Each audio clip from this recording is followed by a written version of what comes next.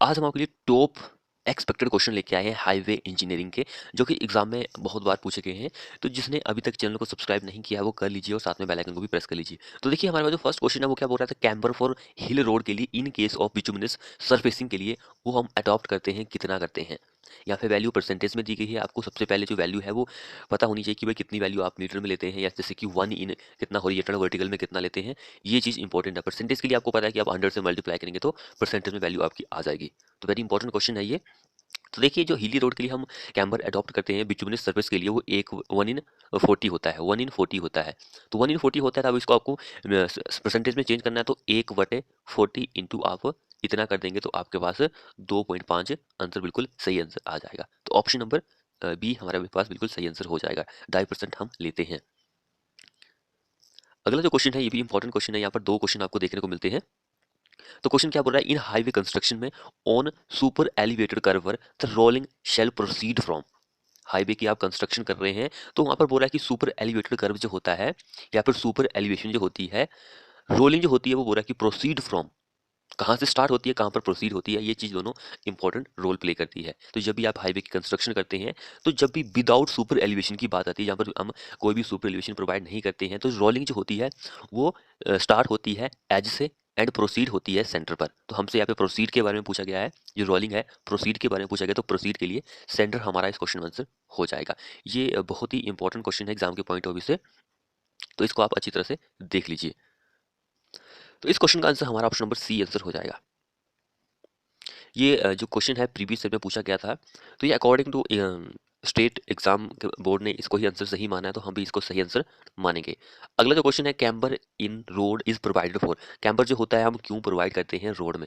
ये क्वेश्चन भी इंपॉर्टेंट है एग्जाम के पॉइंट ऑफ व्यू से। कैम्बर हम क्यों प्रोवाइड करते हैं।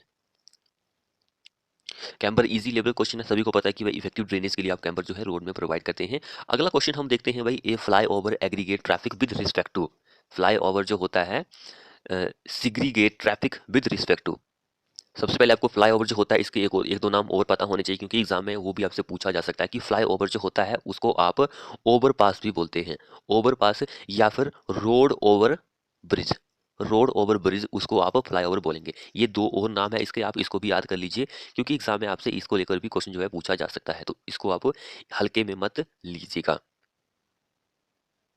तो जब भी फ्लाईओवर की बात आएगी तो ये रिस्पेक्ट में होता है, ग्रेड जो होता है। ऑप्शन सी हमारा इस क्वेश्चन में आंसर हो जाएगा। अगला क्वेश्चन हम देखते हैं यहाँ पर, इन सीवीआर टेस्ट। सीवीआर टेस्ट जो होता है उसमें जो वैल्यू होती है सीवीआर की वो कैलकुलेट की जाती है एड।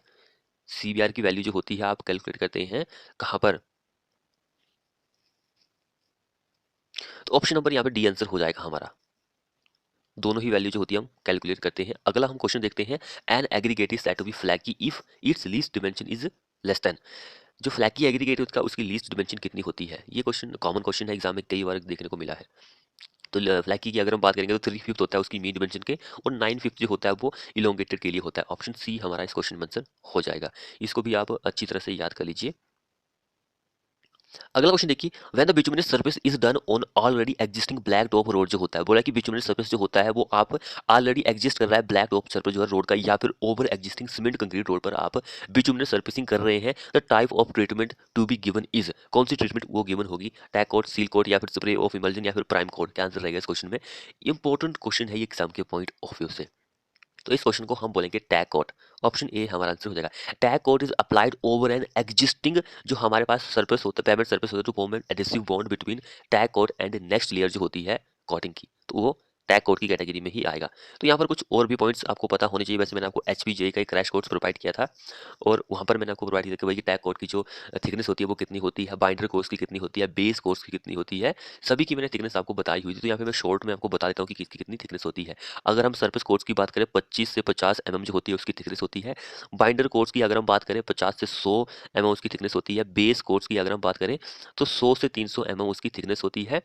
एंड सब बेस जो होता है उसकी अगर हम बात करें, सब बेस जो होता है तो 100 से उसकी भी 300 ही होती है। इसको भी आप याद कर लीजिए। उसके बाद एक सबसे नीचे जो सब ग्रेड यानी कि कंपैक्टेड सब ग्रेड जो होता है उसकी बात करें तो 150 से 300 उसकी थिकनेस होती है। ये सारी थिकनेस इंपॉर्टेंट है, क्योंकि एग्जाम में आपसे क्वेश्चन पूछा जा सकता है। तो जिसने अभी तक चैनल को सब्सक्राइब नहीं किया है वो कर लीजिए। अगला क्वेश्चन देखिए, यहाँ से एग्जाम में क्वेश्चन जो है एक दो बार देखने को मिला है। तो सब बॉटम मोस्ट लेयर जो होती है रोड का, जो पेमेंट सरफेस होता है, उसको आप क्या बोलते हैं? तो यहाँ पे थोड़ा बहुत स्ट्रक्चर आपको पता होना चाहिए कि भाई कौन सा स्ट्रक्चर होता है। तो देखिए कुछ रोड का सर्कल मान करके भाई स्ट्रक्चर कुछ इस तरह का होता है। तो सबसे नीचे वाली जो लेयर होती है ये क्या होती है? सब ग्रेड होता है, सब ग्रेड। ओके, तो ये चीज इंपॉर्टेंट है, बी हमारा इस क्वेश्चन में आंसर हो जाएगा। उसके बाद हमारे पास जो लेयर आती है वो क्या आती है? सब बेस की लेयर आती है। सब बेस की आएगी, उसके पास भाई बेस आएगा, क्योंकि बेस का सब बेस होगा फिर बेस आएगा। तो ये चीज आपको पता होनी चाहिए। उसके बाद हम बेस के बाद हम बात करें तो वो आता है हमारे पास, कई बार आता है बाइंडर कोर्स आता है, या फिर सीधे ही आपको जो सरफेसिंग कोर्स होता है या फिर बेरिंग कोर्स होता है वो आ जाता है। बेरिंग कोर्स या फिर सरफेस बेरिंग कोर्स जो होता है वो एक ही बात है। बाइंडर के बाद आप सिंपली सरफेस या फिर सरफेसिंग कोर्स आप बोल सकते हैं। तो ये लेयर होती है, स्ट्रक्चर होती है, इतनी लेयर में डिवाइड किया हुआ होता है हमारा जो रोड का पेमेंट सरफेस होता है। तो बी इस क्वेश्चन में आंसर हो जाएगा। अगला क्वेश्चन हम देखते हैं, Los Angeles test for aggregate is done to determine the Los Angeles. जो टेस्ट होता है एग्रीगेट का वो हम करते हैं किसका पता लगाने के लिए? तो ये टेस्ट किया जाता है एवरेशन रेजिस्टेंस जो होता है उसको फाइंड आउट करने के लिए। अगला क्वेश्चन देखिए, the resistance of an aggregate to bear is known as. टूट फूट के अगेंस्ट जो एग्रीगेट का एक रेजिस्टेंस होता है कि भाई मैं खुद को टूटने नहीं दूंगा, उसको आप क्या बोलते हैं? देखिए कितना अच्छा क्वेश्चन है ये। तो क्या उसको हम बोलते हैं? कितना इंपॉर्टेंट क्वेश्चन है। जिसने अभी तक चैनल को सब्सक्राइब नहीं किया है वो कर लीजिए और साथ में बेल आइकन को भी दबा लीजिए। तो उसको आप बोलते हैं एवरेशन रेजिस्टेंस। ऑप्शन बी हमारा इस क्वेश्चन में आंसर हो जाएगा। अगला क्वेश्चन देखिए, फॉर कंस्ट्रक्टिंग रोड पेमेंट, आप देखिए रोड का सरफेस बना रहे हैं तो type of cement generally used is. तो कौन सा सीमेंट जनरली यूज किया जाता है?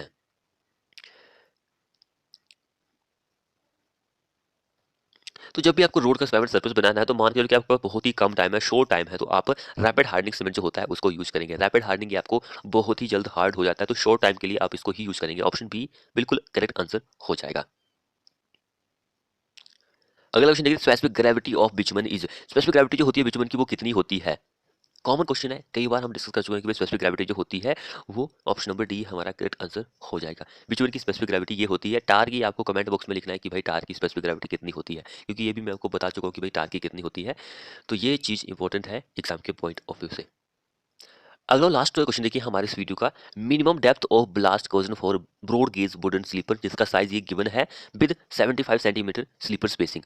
75 सेंटीमीटर स्लीपर की स्पेसिंग दी गई है। तो हमें आप क्या फाइंड आउट करना है? मिनिमम डेप्थ जो होती है वो फाइंड आउट करनी है ब्लास्ट की। तो मिनिमम जो डेप्थ होती है ब्लास्ट की वो होती है क्लियर डिस्टेंस बिटवीन कंजुसेक्टिव स्लीपर जो होते हैं उसके बीच में ओवर टू। ये एक फॉर्मूला है, इसके अकॉर्डिंग आप डिस्टेंस को फाइंड आउट कर सकते हैं। जो क्लियर डिस्टेंस है, स्पेसिंग दी गई है हमारे पास 75, एंड डेप्थ हमारे पास डेप्थ फाइंड आउट करनी है, -25 कर देंगे, ओवर 2 कर देंगे। तो 75 में 22 माइनस करेंगे तो 50 ओवर 2 हमारे पास आ जाएगा। 50 डिवाइड बाय 2, 25 सेंटीमीटर हमारे पास आंसर आ जाएगा। ऑप्शन ये बिल्कुल करेक्ट आंसर हो जाएगा। तो ये मिनिमम डेप्थ जो है ब्लास्ट की 25 सेंटीमीटर बिल्कुल सही आंसर हो जाएगा। तो फ्रेंड्स ये थे हमारे थोड़े से क्वेश्चन मोस्ट एक्सपेक्टेड। आपको हमारी वीडियो कैसी लगी? वीडियो को अपने दोस्तों के साथ शेयर नहीं किया तो अभी कर दे, चैनल को लाइक भी कर दे, वीडियो को लाइक भी करे और कमेंट भी करे जो हमें हमने आपको होमवर्क के लिए क्वेश्चन दिया है। मिलते हैं ऐसे ही नेक्स्ट वीडियो में।